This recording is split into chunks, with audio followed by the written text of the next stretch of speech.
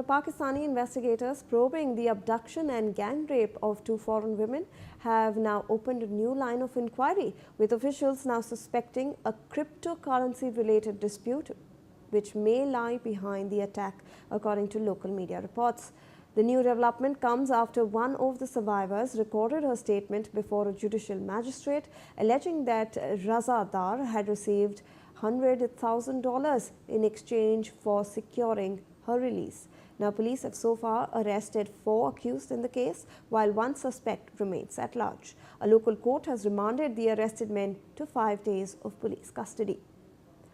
Joining us on the broadcast is my colleague Atul Ranjan, who's live with us with more information on this. Atul, we are tracking the latest developments in this case of abduction and gang rape of 2 foreign women in Pakistan. And there seems to be a cryptocurrency angle that the investigators are now probing. What more could you tell us on this?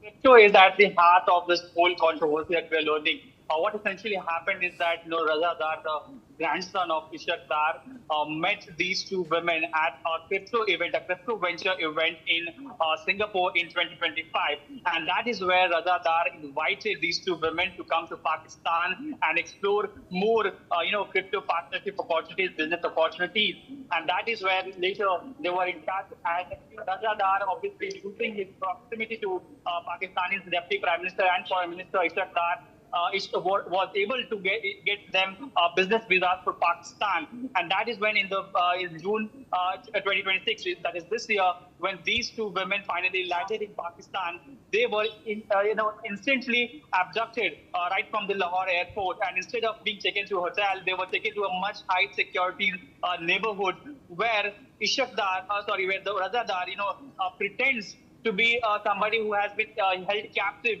by all the other 4 or 5 men who were co-conspirators, according to the primary investigations that we have learned. But he pretended to be a fellow victim, and that is when these 2 women were, at the gunpoint, were asked to transfer $1.5 million. All right, Atul, I'll request you to please stay on with us. We, in fact, have some more breaking news coming our way.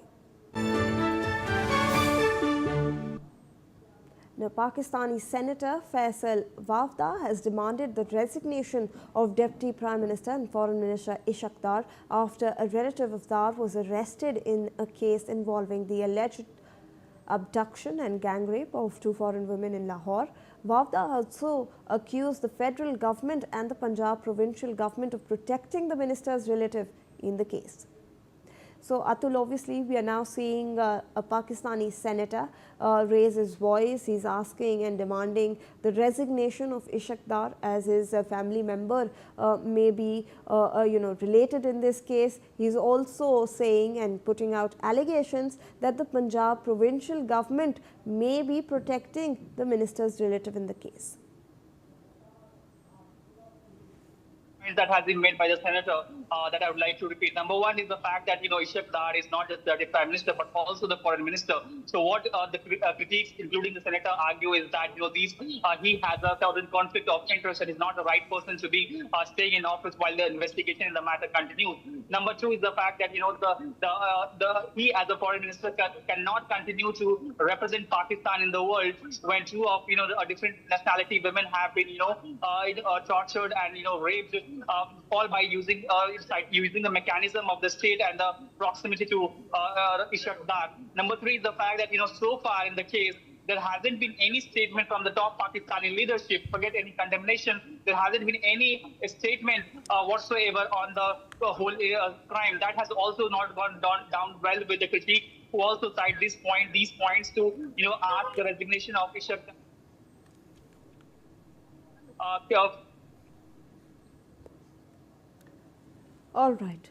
Thank you so much, Atul, for all those updates. With that, viewers, we are slipping into a short commercial.